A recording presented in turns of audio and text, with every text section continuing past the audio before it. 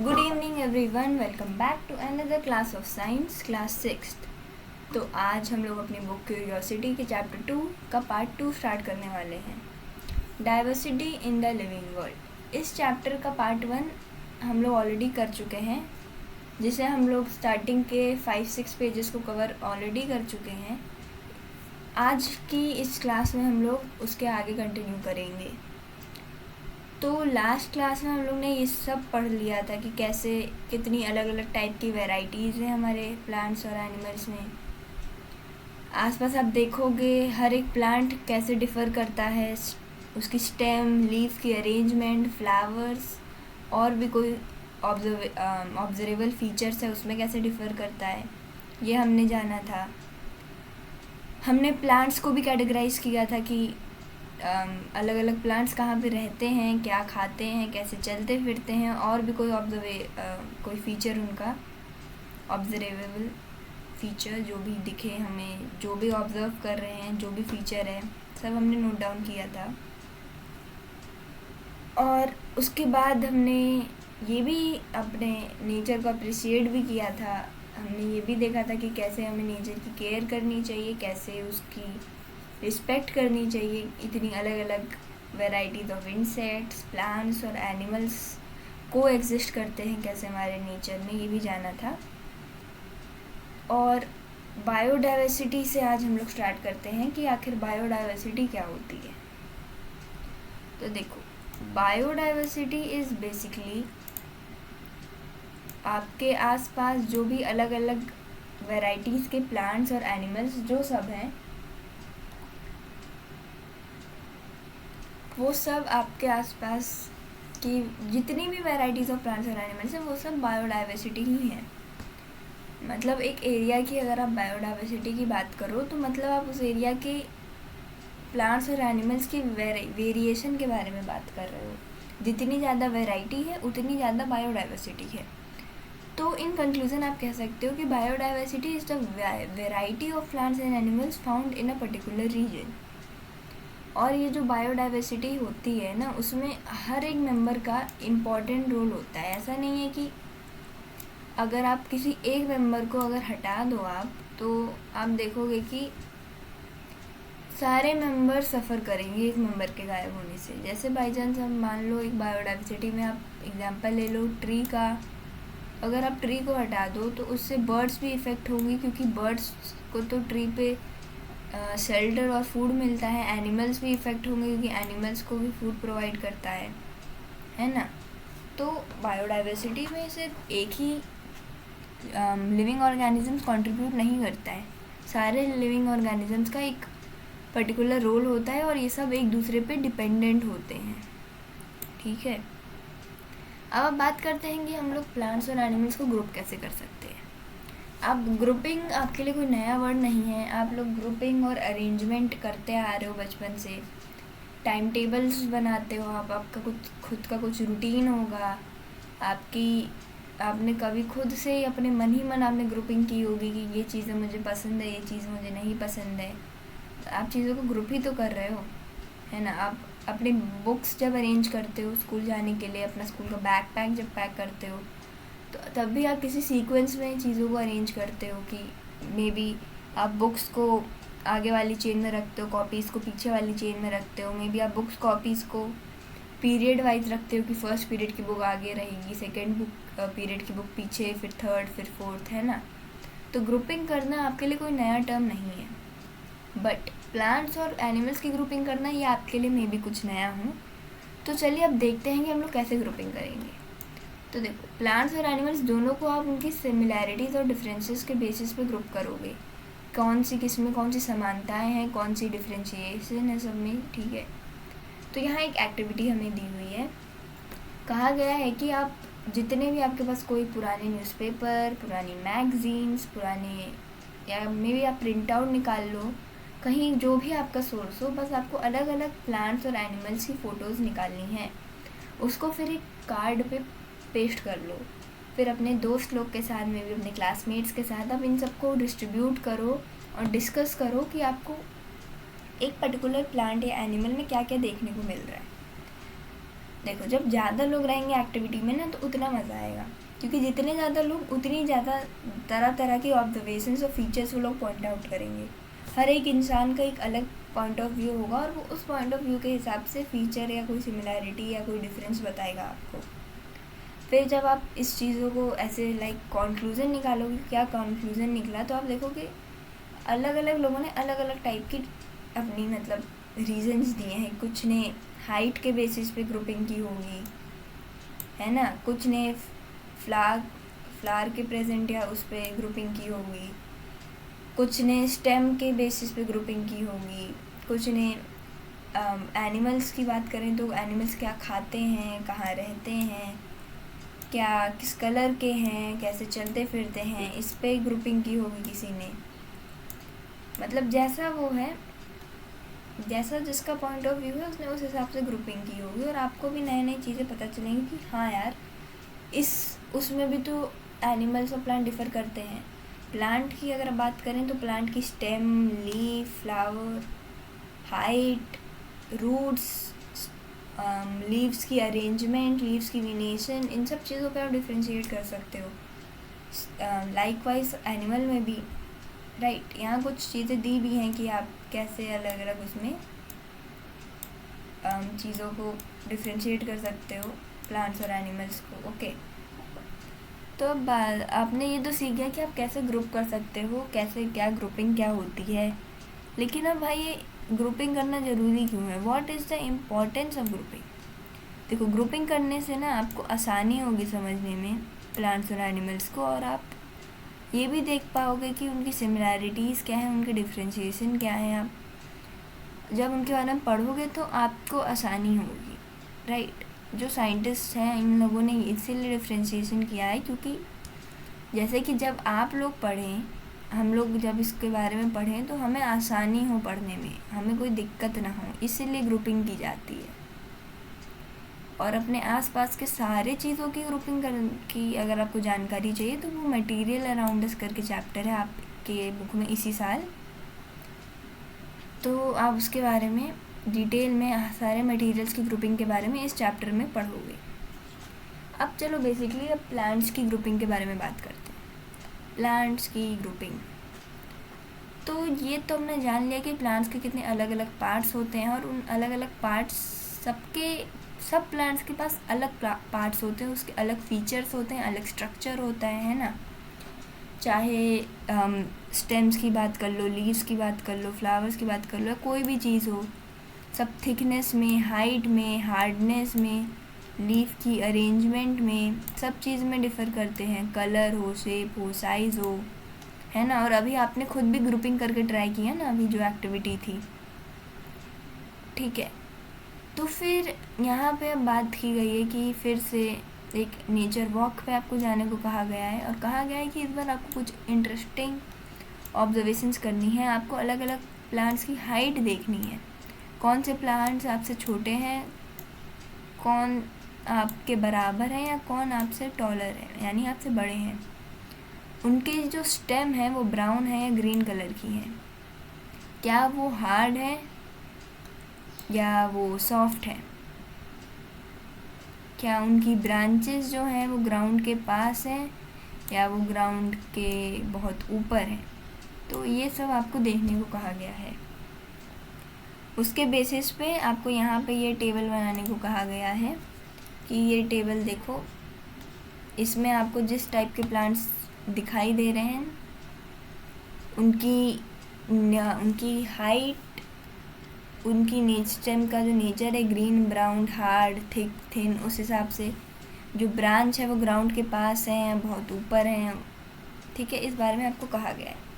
तो आपको जो प्लांट आपको दिख रहा है, जैसे फॉर एग्जांपल यहाँ मैंगो, रोज़ और टोमेटो का एग्जांपल दिया है, आपको जो प्लांट दिखे आप उसके बारे में यहाँ पे लिखो, ठीक है। मैं तो क्योंकि नहीं बता सकती कि ना कि आपके आसपास कौन सा प्लांट है, आप खुद से ऑब्जर्व करो और खुद से नोट डाउन करो, तो आपको ज़्यादा इंटरेस्टिंग लगेगा। आज ही शाम को या कल सुबह आप लोग जाके ये एक्टिविटी कैरी आउट कर सकते हो, ठीक है। तो अब देखते हैं कि इस एक्टिविटी को करके हमें पता क्या चला।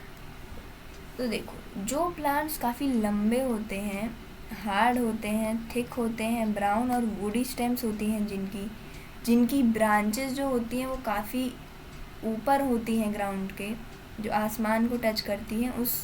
उन टाइप के प्लांट्स को क्या बोलते हैं?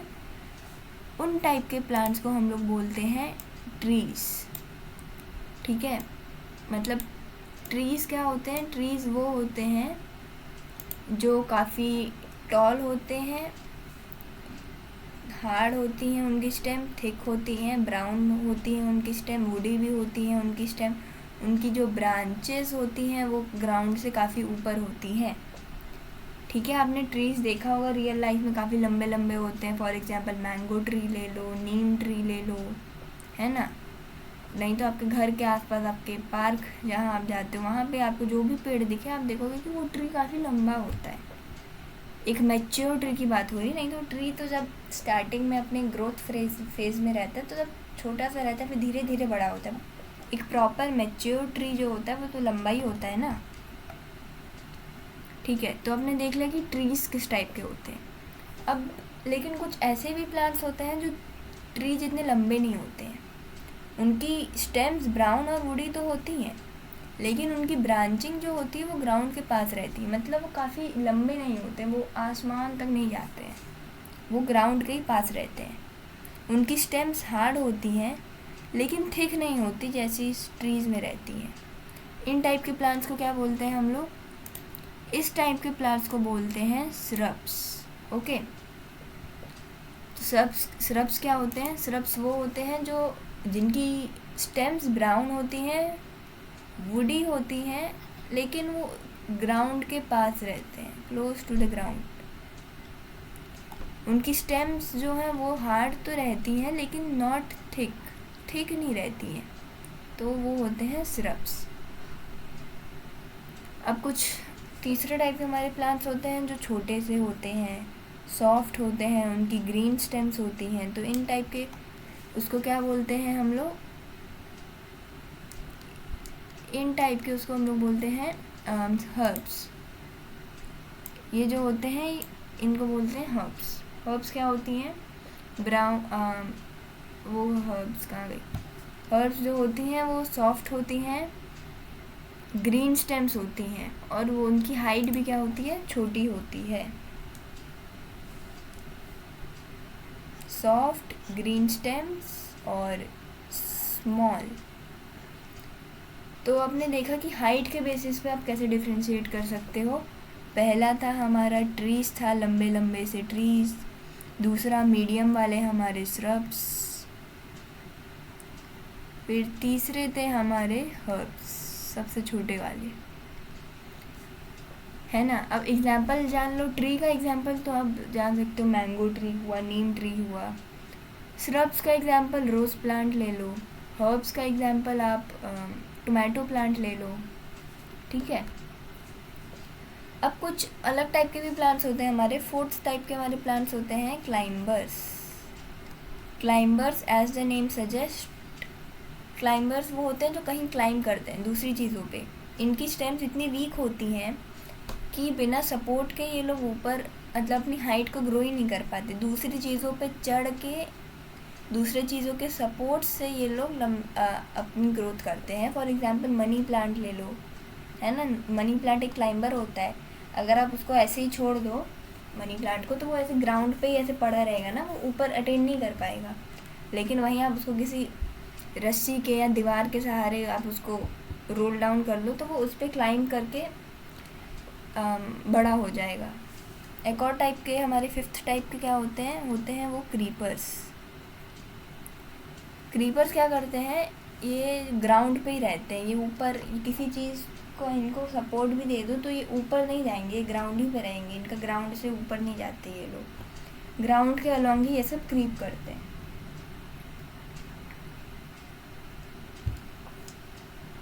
ठीक है,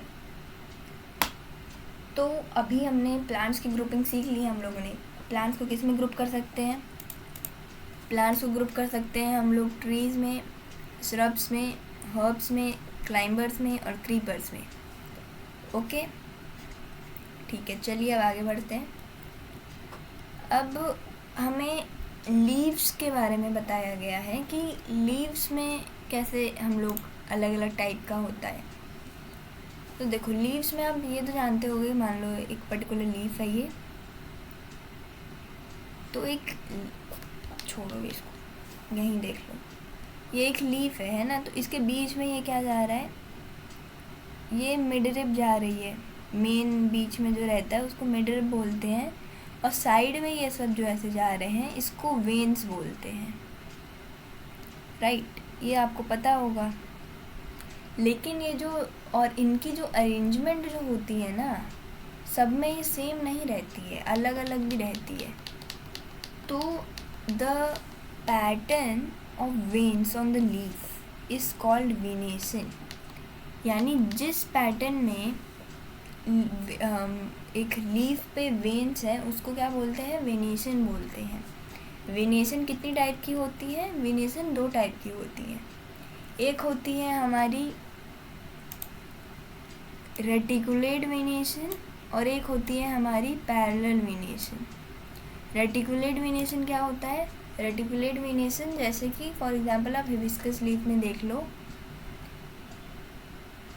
ऐसे एक लीफ है, इसमें क्या कहती है, बीच में एक ठो थिक मिडल रिब होती है, फिर उसके साइड से और रिब्स निकलती हैं, वेन्स निकलती हैं मतलब, और वो ऐसे करके फॉर्म करता है, मतलब नेटवर्क ऑफ वेन्स रहती हैं काफ़ी सारी, एक नेट लाइक पैटर्न बना होता है, और इनके भी अलग अलग पार्ट्स रहते हैं, लाइक देखो अगर आप, तो इसको बोलते हैं रेटिकुलेट वेनेशन। रेटिकुलेट वेनेशन में एक नेट लाइक पैटर्न होता है दोनों साइड पे, बीच में एक थिकन मिडल वेन होती है जिसको मिडरिप बोला जाता है, फॉर एग्जांपल हिबिस्कस लीव्स। दूसरा हमारा पैरेलल वेनेशन में क्या होता है, मान लो ये पैरेलल वेनेशन की लीफ है, तो इसमें भी बीच में एक मिडल रिप तो जाती है, लेकिन इसमें नेट लाइक पैटर्न या नेटवर्क ऑफ वेन्स नहीं रहता, इसकी जो वेन्स है वो पैरेलल रहती हैं मिड रिप के, आपस में ये टच नहीं करती हैं, ये ऐसे पैरेलल सी जाती हैं दोनों साइड में। पैरेलल मतलब जानते हो ना, 2 लाइंस जो आपस में मीट नहीं करती, एकदम स्ट्रेट ऐसे ट्रैवल करती हैं, ये क्या है, पैरेलल लाइंस है ये सब। फॉर एग्जाम्पल बनाना लीव्स में आपको इस टाइप की वेनेशंस देखने को मिलेगी, ठीक है। वेनेशन कितने टाइप की होती हैं, 2 टाइप की, कौन कौन सी, रेटिकुलेट वेनेशन और पैरेलल वेनेशन। रेटिकुलेट वेनेशन वो होती हैं जिसमें नेट लाइक पैटर्न रहता है दोनों साइड में, बीच में एक मिडल वेन रहती है और दोनों साइड में नेट लाइक पैटर्न रहता है, नेटवर्क ऑफ वेन्स रहता है, for example hibiscus. Parallel venation क्या होता है, जिसमें जो वेन्स होती हैं वो पैरेलल रन करती हैं, for example banana leaf. Photo भी आप देख सकते हो, नहीं तो गूगल भी आप कर सकते हो, आपको और भी एग्जाम्पल्स पता चलेंगे, खुद भी आप जाके चेकआउट कर सकते हो गार्डन में या पार्क में, ठीक है। तो अब देखते हैं आगे हमारी कौन सी एक्टिविटी दी हुई है। अब हम जानेंगे रूट के बारे में। सबसे पहले हम लोग प्लांट को उसकी हाइट के बेसिस पे देखा हमने, कैसे डिफ्रेंशिएट कर सकते हैं, फिर लीफ की वेनेशन के उसमें हम लोग कैसे डिफ्रेंशिएट कर सकते हैं। अब रूट सिस्टम के बेसिस पे कैसे डिफ्रेंशिएट कर सकते हैं, अब ये देखते हैं। तो यहीं पे ये एक्टिविटी दी है कि आप खुद से आप देख सकते हो, एक खुरपी का यूज़ करके आप अपने गार्डन में या अपने आसपास कहीं एरिया पे सॉइल को डिग करके प्लांट्स को देख सकते हो, उसकी रूट को ऑब्ज़र्व कर सकते हो, यही दिया है इधर। और आप देख सकते हो कि अलग अलग प्लांट्स में कैसी टाइप का रूट सिस्टम है। नहीं, अगर आपको ये सब करने का मन नहीं है तो ऑब्वियसली आप लोग गूगल पे चेक कर सकते हो, यूट्यूब पे वीडियोस देख सकते हो, है ना। नहीं तो यहाँ फ़ोटो भी दी हुई है। तो देखो रूट सिस्टम क्या होता है, 2 टाइप का होता है। पहला होता है हमारा टैप रूट सिस्टम, दूसरा होता है हमारा फाइब्रस रूट सिस्टम। तो टैप रूट सिस्टम में देखो क्या होता है, एक मेन रूट होती है जिसको बोलते हैं टैप रूट। यहाँ मैं एक बना देती हूँ, जैसे मान लो एक यहाँ ये ग्राउंड लेवल है, इसके ऊपर हमारा प्लांट है पूरा, ये ग्राउंड है, ये अंडरग्राउंड वाला एरिया है, ये पूरा ये अबव ग्राउंड वाला एरिया है। तो ये एक बीच में एक होता है जिसको बोलते हैं मेन टैप रूट। फिर इसके ये हमारी होती है मेन रूट जिसको बोलते हैं टैप रूट। फिर इसके साइड से बाकी रूट्स निकलती हैं ऐसे करके। तो अगर किसी प्लांट में आपको इस टाइप का रूट सिस्टम देखने को मिला तो मतलब कि वो टैप रूट सिस्टम है। टैप रूट सिस्टम कहाँ देखने को मिलता है? मस्टर्ड प्लांट में। ठीक है, फॉर एग्जांपल ये मैं एक एग्जांपल बता रही हूँ, और भी बहुत सारे एग्जांपल होते हैं, आप गूगल कर सकते हो, नहीं यूट्यूब पे भी काफ़ी इंटरेस्टिंग वीडियोस होते हैं, वो भी देख सकते हो। ठीक है, तो टैप रूट सिस्टम हो गया। फाइब्रेट्स रूट सिस्टम में क्या होता है कि ये ग्राउंड है, इसमें कोई बीच में एक मेन रूट नहीं होता है, इसमें बहुत सारी नेटवर्क ऑफ रूट्स रहता है। ऐसे एक बहुत सारी रूट्स निकलती हैं, उन बहुत सारी रूट्स से और भी बहुत सारी रूट्स निकल रही रहती हैं, बहुत सारा नेटवर्क ऑफ रूट्स बना रहता है। जैसे कि कॉमन ग्रास में, ठीक है, जैसे फॉर एग्जांपल कॉमन ग्रास में अब यहाँ फ़ोटो भी देख सकते हो, बीच में ये मेन रूट है और यहाँ से साइड से और रूट्स निकल रही हैं। इसमें देखो कितना सारा नेटवर्क ऑफ रूट्स है ना। तो वो आपने रूट सिस्टम भी देख लिया कि अलग अलग दो टाइप के रूट्स होते हैं, टैप रूट सिस्टम और फाइब्रेट रूट सिस्टम। ठीक है, अब आप क्या एक और एक्टिविटी दी है, क्या दी है देखते हैं।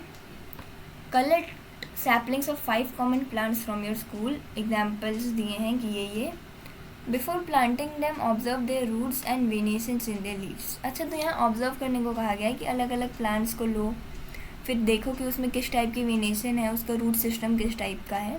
तो आप लोग खुद से ये कर सकते हो घर पे। यहाँ एक एग्जांपल भी दिया है, जैसे लेमन ग्रास की वेनेशन कैसी होती है, पैरेलल होती है, उसका रूट सिस्टम कैसा है, फाइब्रस होता है ना। आप खुद से घर पे एकदम ऐसे ट्राई करो, देखो। अगर कहीं नर्सरी वगैरह जाओ, वहाँ से नए प्लांट्स खरीदो, अपने घर पे प्लांट करने से पहले देखो उसकी लीफ का पैटर्न, वेनेशन कैसा है, रूट सिस्टम कैसा है ना।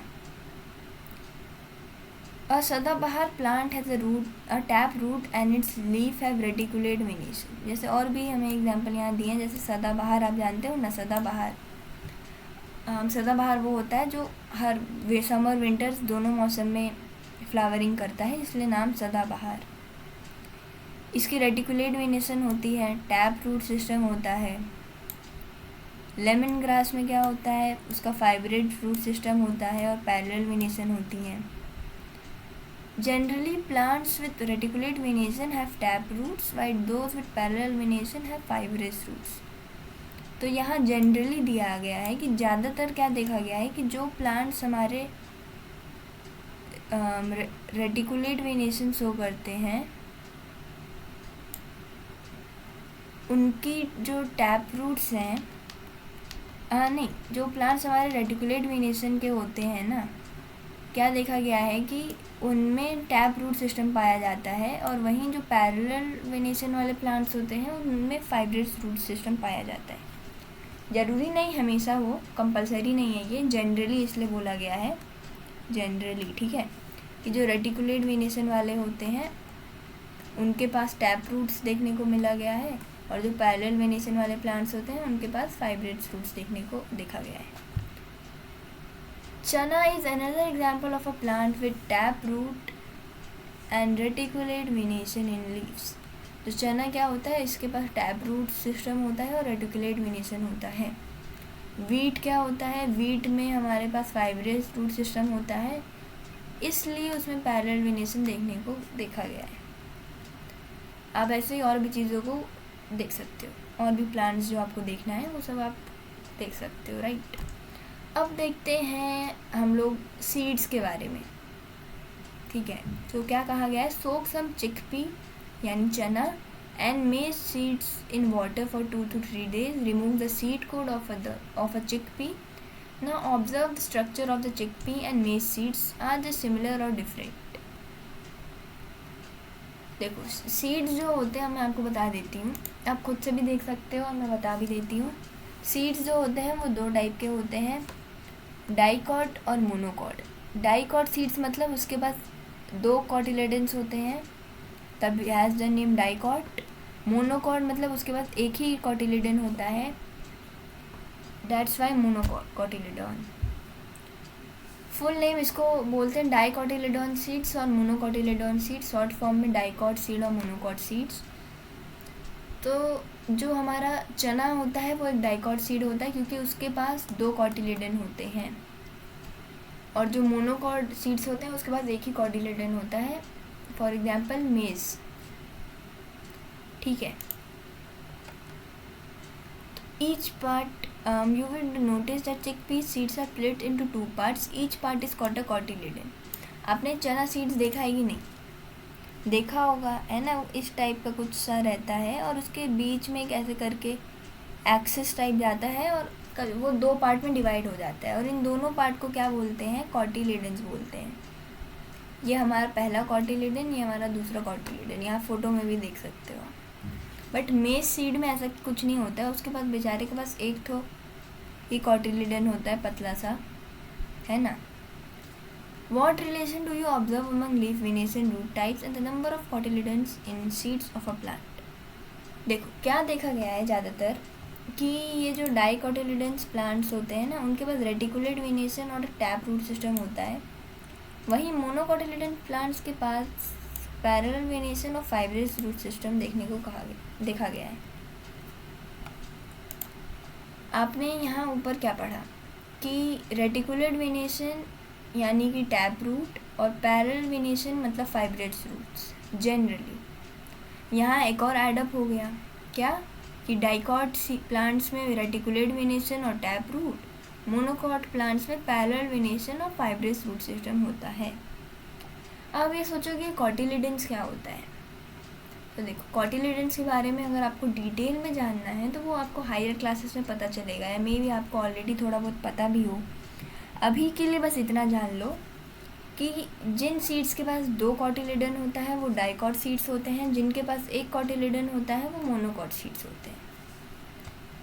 और ये वाली लाइन जो हमारी है ये भी इम्पॉर्टेंट लाइन है।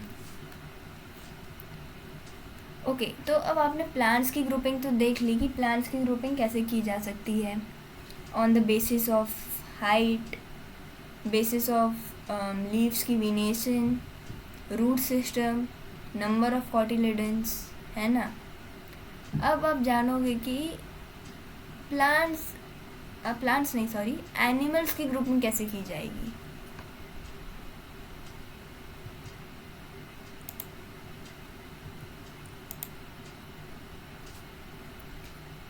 ओके, तो अब यहाँ हमें फिर से कहा गया है क्या, हमने देखो स्टार्टिंग में हमने एक एक्टिविटी की थी सबसे पहले जिसमें हमने थोड़े बहुत एनिमल्स के बारे में देखा था, फॉर एग्जांपल काऊ वगैरह के बारे में, राइट? अब यहाँ कहा गया है कि a number of animals are shown in figure 2.7.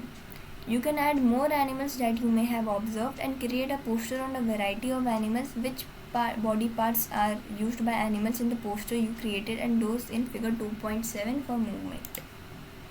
तो यहाँ काफ़ी सारे एनिमल्स दिए गए हैं, जैसे कि ये देखो यहाँ स्नेक देखने को मिल रहा है, टर्टल है, फ्रॉग है, फिश है, बटरफ्लाई, काऊ, एंट, अर्थवॉर्म, बर्ड्स, है ना, रैबिट भी है। यहाँ प्लांट्स की भी वैरायटीज़ आपको देखने को मिलेंगी। यहाँ देखो कॉट टाइप की फ्लेमिंगो टाइप बर्ड है। तो यहाँ क्या गया है कि यहाँ पे अलग अलग प्लांट एनिमल्स को देखो और बताओ कि वो एक दूसरे से कैसे डिफ़र करते हैं मूवमेंट में। तो देखो काऊ के पास तो 4 पैर होते हैं, वो तो मूव करता है। एंट के पास 6 लेग्स होते हैं, वो भी वॉक करता है। बटरफ्लाई के पास विंग्स हैं, वो फ्लाई करती है, वॉक तो नहीं करती बटरफ्लाई।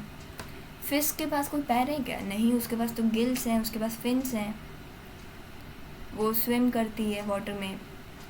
जो टर्टल है वो तो टर्टल ये है, टर्टल तो लैंड पे भी रह सकता है, वाटर पे भी रह सकता है। उसके पास लेग्स हैं, वो वॉक भी कर सकता है, टर्टल स्विम भी कर सकता है।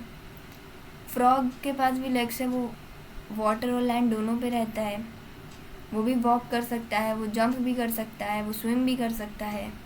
स्नेक बेचारे के पास लेग नहीं होते हैं, वो ग्राउंड पे ऐसे घसीट के चलता है बेचारा। बर्ड्स के पास विंग्स हैं, वो फ्लाई करती हैं, वो हॉप भी कर सकती हैं। अर्थवर्म के पास भी लेग्स नहीं होते हैं। तो अर्थवर्म क्या है? अर्थवर्म भी ग्राउंड पे ऐसे ही अपना घसीट घसीट के चलता है बेचारा, है ना। और कोई भी एनिमल्स आपको दिखे तो आप उसके बारे में भी डिस्कस कर सकते हो, बातचीत कर सकते हो। यहाँ पे दिया भी है एक टेबल की कैसे मूवमेंट क्या है, बॉडी पार्ट कौन सा यूज़ करते हैं मूवमेंट के लिए। तो आप ये टेबल आप खुद से भर सकते हो, खुद से देख के, और मैंने अभी ऊपर बताया भी है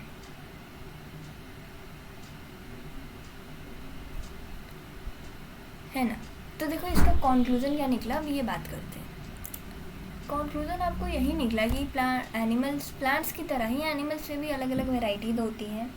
और जैसे प्लांट्स के बाद अलग अलग स्टेम, अलग हाइट, अलग विनेशन, अलग रूट, अलग स्टेम, ये सब था, एनिमल्स के पास भी अलग अलग चीज़ें हैं। जैसे कि देख लो, एनिमल्स की डिफरेंट टाइप की मूवमेंट्स होती हैं। कुछ एनिमल्स फ्लाई कर सकते हैं, कुछ रन करते हैं, कुछ क्रॉल करते हैं, कुछ चलते हैं, कुछ हॉप करते हैं, जंप करते हैं, और एंड सो ऑन। वो अलग अलग बॉडी पार्ट्स यूज़ करते हैं एक जगह से दूसरी जगह जाने के लिए। विंग्स यूज़ कर सकते हैं, लेग्स यूज़ कर सकते हैं, और कोई भी बॉडी पार्ट वो यूज़ कर सकते हैं। तो हमने अभी एनिमल्स को उनके मूवमेंट के हिसाब से, उनके बॉडी पार्ट कौन सा यूज़ करते हैं मूवमेंट के, उस बेसिस पे हमने उनको ग्रुप किया। और हमने ये भी देखा कि देखो उनकी मूवमेंट पे तो हमने ग्रुप कर लिया, लेकिन आपको ये भी आपने देखा होगा कि एनिमल्स जो है अपने शेप, साइज, स्ट्रक्चर, कलर और भी अदर फीचर्स पे एक दूसरे से डिफ़र करते हैं। तो मूवमेंट के बेसिस पे तो हमने अभी डिफ्रेंशिएट कर लिया। अब आगे देखते हैं कि और कौन कौन से फीचर्स पे हम लोग उनको ग्रुप कर सकते हैं।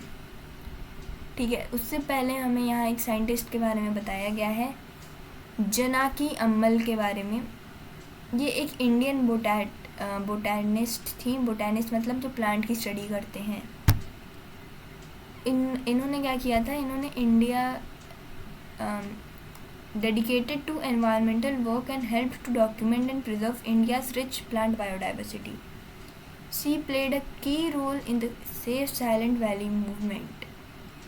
As the head of the Botanical Survey of India, she initiated programs to document the plant diversity of India. तो देखो ये जनाकी अम्मल मैम जो थी, ये एक बोटानिस्ट थी, इंडियन बोटानिस्ट थी। इन्होंने काफ़ी अहम रोल प्ले किया था in the safe silent valley movement. ये एक मूवमेंट थी, इन्होंने इसमें एक काफ़ी इम्पोर्टेंट रोल प्ले किया था। और ये एक हेड भी रह चुकी हैं बोटानिकल सर्वे ऑफ इंडिया की। और उस टाइम जब ये हेड थी, उन्होंने काफ़ी सारे डॉक्यूमेंट्स ऐसे बनाए जो इंडिया में प्लांट्स डाइवर्सिटी के बारे में बताता है। इन्होंने इंडिया की प्लांट बायोडाइवर्सिटी को प्रिजर्व करने में, उसको डॉक्यूमेंट करने में काफ़ी इम्पॉर्टेंट रोल प्ले किया। ठीक है, तो यहाँ अब आपको साइलेंट वैली मूवमेंट के बारे में बताया गया है कि साइलेंट वैली मूवमेंट आखिर क्या था। तो देखते हैं कि आखिर साइलेंट वैली मूवमेंट आखिर था क्या हमारा। तो देखो, this is a real story of a forest in the Palakkad district of Kerala. तो केरला में एक जगह थी पलक्कड़ डिस्ट्रिक्ट करके, तो उसकी वहाँ की स्टोरी है ये। इस स्टोरी में क्या है कि it is about preserving untouched beauty of a moist evergreen forest and its rich biodiversity. The now famous Silent Valley was saved by a remarkable movement led by common people who were not even residing in the vicinity of the forest. The battle against the proposal of a hydroelectric dam across the Kuntipuza River persisted for 10 years. At that time, people used all possible available means such as widespread awareness programs, letters to editors, articles in newspapers, seminars and petitions, in appeals and court. The movement was successful in saving the Silent Hill. तो देखो silent हिल movement क्या था कि Palakkad district में एक dam बन रहा था, कुंतीपुजा रिवर के अक्रॉस एक हाइड्रो इलेक्ट्रिक डैम बनना था। लेकिन जो लोग थे उन्होंने काफ़ी कोशिश की, उन्होंने अवेयरनेस प्रोग्राम्स किए, एडिटर्स को लेटर्स लिखा, आर्टिकल्स वगैरह पब्लिश हुए न्यूज़पेपर में, सेमिनार्स कंडक्ट हुए, पेटिशंस और अपील्स लगाई गई कोर्ट में। और एंड में क्या हुआ कि जो वो साइलेंट वैली थी वो बच गई। साइलेंट वैली पे अगर वो एक डैम बन जाता है ना, तो वहाँ की जो बायोडाइवर्सिटी थी उसको काफ़ी नुकसान होता है, वहाँ का जो फॉरेस्ट था उसको नुकसान होता है। डैट्स वाई ये जो थी हमारी साइंटिस्ट जनाकी अम्मल, इन्होंने काफ़ी इम्पॉर्टेंट रोल प्ले किया इस मूवमेंट में, और उन्होंने साइलेंट वैली को सेव कर लिया, बचा लिया उन्होंने वहाँ की बायोडाइवर्सिटी को। ठीक है, इसके आगे अब आप जानोगे कि प्लांट्स और एनिमल्स में ग्रुपिंग क्या है, आपके सराउंडिंग्स में कैसे कैसे अलग टाइप के प्लांट्स हैं, उनको कैसे ग्रुप करोगे, एंड एवरीथिंग अबाउट इट, जो हम लोग अब नेक्स्ट क्लास में देखेंगे। आई होप आज की क्लास आपको अच्छे से पता चला होगा एनिमल प्लांट्स के बारे में। आज की क्लास हम लोग सिर्फ प्लांट्स तक ही रखते हैं, नहीं तो ज़्यादा हो जाएगा, प्लांट्स और एनिमल्स दोनों साथ ही में एक ही क्लास में कन्फ्यूज़न हो जाएगी। तो आज की क्लास में हमने प्लांट्स के बारे में सीखा, नेक्स्ट क्लास में हम लोग एनिमल्स के बारे में जानेंगे। मेक श्योर आप लोग रिवाइज करो जो आज आपने पढ़ा है, आज ही का आज, सो दैट नेक्स्ट क्लास में जब आओ तो आपको पहले की सारी चीज़ें आपको अच्छे से याद हो। ठीक है, तो आज की क्लास के लिए बस इतना ही, मिलते हैं नेक्स्ट क्लास में। Thank you so much for joining, see you in the next one, bye bye.